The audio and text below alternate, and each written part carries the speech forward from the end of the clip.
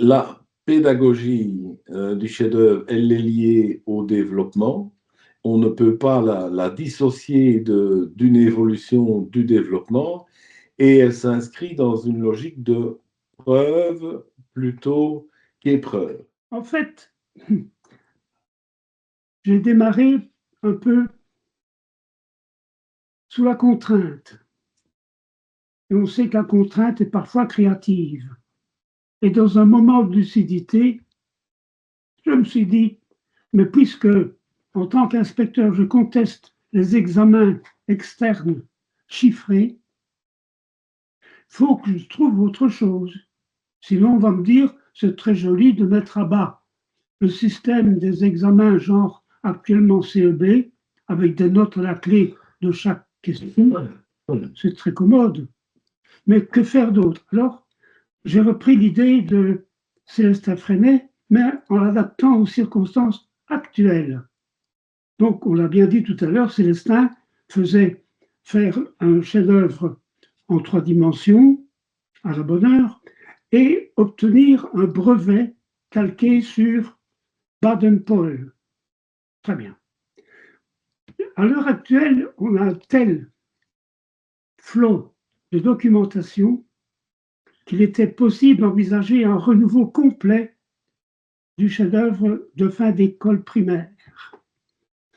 Parce qu'on pouvait trouver une documentation très abondante, et si on flanquait le récipiendaire d'un parrain assez intéressé par le sujet envisagé par le récipiendaire, on avait une ouverture vers une documentation très très vaste, qui pouvait donc permettre à l'élève qui présente son chef-d'œuvre d'investiguer des domaines comme les sciences, l'art, la musique, la poésie, la symbolique, la géopolitique, la géographie, l'histoire, bref, toutes les matières qui sont corrélées au sujet envisagé, avec une teinte vraiment importante sur la critique sociétale qui peut être afférente à l'investigation du sujet. Je prends un exemple. Le football, par exemple, j'aime bien prendre ça comme, de temps en temps comme sujet de chef-d'œuvre. Il est nécessaire que les élèves aient une vue critique, et parfois critique très pointue, pour dire que le football a toutes ses qualités, il y a le fair play qui peut exister, mais aussi, ça ne sera pas toujours très bon. Il faut qu'ils puissent dire qu'il y a derrière le mécanisme capitaliste de l'argent qui pervertit jusqu'au sport le plus modeste, le plus simple, qui atteint les plus jeunes. Il faut qu'ils soient donc éveillés à un esprit critique dans la gestion de leur chef-d'œuvre pédagogique. Voilà. Alors, enseigner pour apprendre, c'est un peu le fil conducteur de toutes ces pratiques-là. C'est Albert Jacquard qui nous a dit une fois, si vous voulez bien apprendre quelque chose, enseignez-le aux autres. Et ça fait écho à des souvenirs personnels, mais à des souvenirs personnels chez Jean-François aussi et chez toi aussi. La première fois que j'ai dû enseigner en primaire la soustraction écrite, en 3e primaire, je l'ai comprise à ce moment-là. Avant, j'appliquais un algorithme, on met un petit 10, on met un petit 1 et l'affaire est jouée. Mais quand j'ai dû l'enseigner, j'ai dû comprendre comment ça fonctionnait. Et donc, enseigner pour apprendre, c'est vraiment ça. Et nous ajoutons dans un climat de non-violence, parce que c'est une clé pour sécuriser.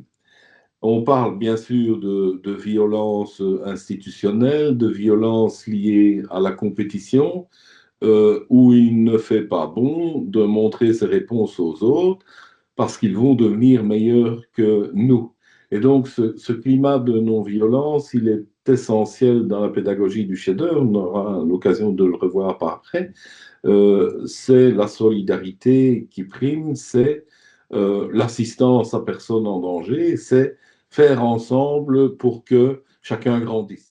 Alors, l'intitulé des trois dias qui vont suivre, c'est Quand y a-t-il pédagogie du chef-d'œuvre? Nous avons réfléchi à ça entre collègues dans nos écoles respectives et puis entre nous pour essayer d'identifier ce qui pouvait caractériser des didactiques ou des pratiques pédagogiques qui avaient un rapport avec le chef-d'œuvre. Et donc, on a inscrit résolument ça dans les projets d'établissement des écoles dans lesquelles on travaille ou dans les plans de développement scolaire si on travaille au Grand-Duché, parce que ça nous paraît être un ciment de continuité au sein de toute l'école. Alors, les trois premiers points ici, auteur plutôt qu'objet, on est là dans une vision où nous ne considérons pas que ces enfants-là doivent réciter des connaissances, mais doivent s'émanciper à travers ce qu'on leur propose. Une logique problématique plutôt que résolutoire, donc une pédagogie de la question plutôt qu'une pédagogie de la réponse. Retenir les réponses par cœur, comme celle des tables de multiplication, ne fait pas nécessairement comprendre comment fonctionnent les tables de multiplication. Et la mobilisation sur des intérêts nouveaux, c'est quelque chose qui est très lié à la pédagogie du chef-d'œuvre.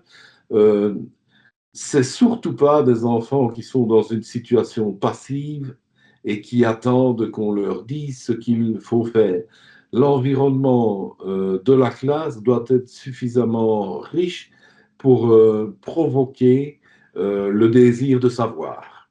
On a beaucoup parlé préalablement du contexte politique, du contexte psychopédagogique, des tenants et aboutissants, de l'effet sur les enfants, mais on s'est aussi intéressé à ce qui se passait sur les parents des enfants qui vivaient le chef-d'œuvre pédagogique. Et quelques éléments prégnants sont ressortis de cette recherche. D'abord, qu'il y avait une évolution importante de la communication entre l'école et la famille. Les personnes interviewées signalaient qu'une des choses qui était caractéristique, c'était que la discussion au sujet de leur enfant n'était pas réduite aux seuls aspects cognitifs. Ça, c'était vraiment très, très intéressant à découvrir. Ils ressentaient cela. Donc, comme le témoignage écrit en italique sous le titre le signale, j'ai réappris que mes enfants étaient des personnes à part entière. Et ça, c'est fondamental, de recréer un lien. Un autre élément de la communication école-famille, c'est que l'enfant est intégré dans le jeu de la communication. On insiste fortement auprès des enfants pour qu'ils prennent le temps, qu'ils interpellent les grandes personnes qui les entourent pour évoquer ce qu'ils font à l'école. Donc, c'est faire un peu un pied de nez à l'outil de communication traditionnel qui est soit le journal de classe, soit le bulletin noté. Alors, il y a beaucoup d'outils pour ça, mais on ne doit pas les développer aujourd'hui. Mais ce qui ressort, c'est que les parents ressentent que leur enfant est intégré dans le jeu de la communication. Et alors, il ressort aussi qu'ils se sentent soutenus et considérés dans la mesure où on est devant une forme de coéducation. Je le dis en termes simples, on signale aux parents ou aux adultes responsables, parce que la parentalité maintenant est quand même extrêmement variée, qu'on ne peut pas, on ne pourra pas arriver à faire grandir et apprendre l'enfant si on ne s'y met pas ensemble. Et qu'on ne peut pas faire l'un contre l'autre, ça ne fonctionnera pas. Et ça ressort aussi chez eux. Et un deuxième élément qui apparaît, c'est la modification des représentations de l'école. La relation entre les parents et les enfants, il signale que la place de parent est retrouvée. Alors ça, c'était tout à fait étonnant, on ne s'y attendait pas. Ça émane évidemment des parents dont les enfants avaient un vécu scolaire préalable, donc qui sont arrivés en cours du cursus. Ça ne revient pas du tout chez les parents dont les enfants ont commencé le cursus dès le départ à l'école, dans les écoles. Ils signalent que vraiment, cette pédagogie du chef-d'œuvre leur permet de se dépouiller d'oripeaux dont ils étaient vêtus par obligation. Là, ils ne devaient plus le faire. Ils devaient juste être des parents. La relation entre l'école et les parents, elle est aussi apparue dans le développement de thèmes variés et inattendus pour parler des enfants. Donc, ils signalent qu'ils ont pu dire que leur enfant dormait mal. Ils ont pu dire que leur enfant parfois se nourrissait difficilement. Ils ont pu dire que la relation entre les frères et sœurs était compliquée et que visiblement les enseignants en tenaient compte. Alors on ne fait pas de la psychologie sauvage, on ouvrait juste le canal de communication pour parler d'un enfant qui apprend à l'école. Alors il y a un autre élément aussi qui est apparu, qui était étonnant, c'est l'influence sur leur propre vie. Alors il y avait énormément de retours sur leur passé scolaire, mais ça dans le chef de tous les parents, donc qu'ils soient dès le départ à l'école ou qu'ils soient arrivés en cours de route, tous prennent le temps de revenir sur leur passé scolaire en l'analysant et souvent en le critiquant de manière quelque peu négative. Du type, si j'avais pu vivre ça, je pense que j'aurais été plus heureux. Alors, un autre élément très étonnant, c'est le questionnement sur la vie professionnelle. Certains nombres de parents ont témoigné de ceci. J'ai constaté que mon enfant pouvait changer grâce à une institution différente. Pourquoi est-ce que moi je ne pourrais pas le faire? Et on peut vous affirmer qu'ils l'ont fait. Donc ils ont fait la démarche. Ça, c'était vraiment très étonnant. Et enfin, les finalités scolaires sont interrogées.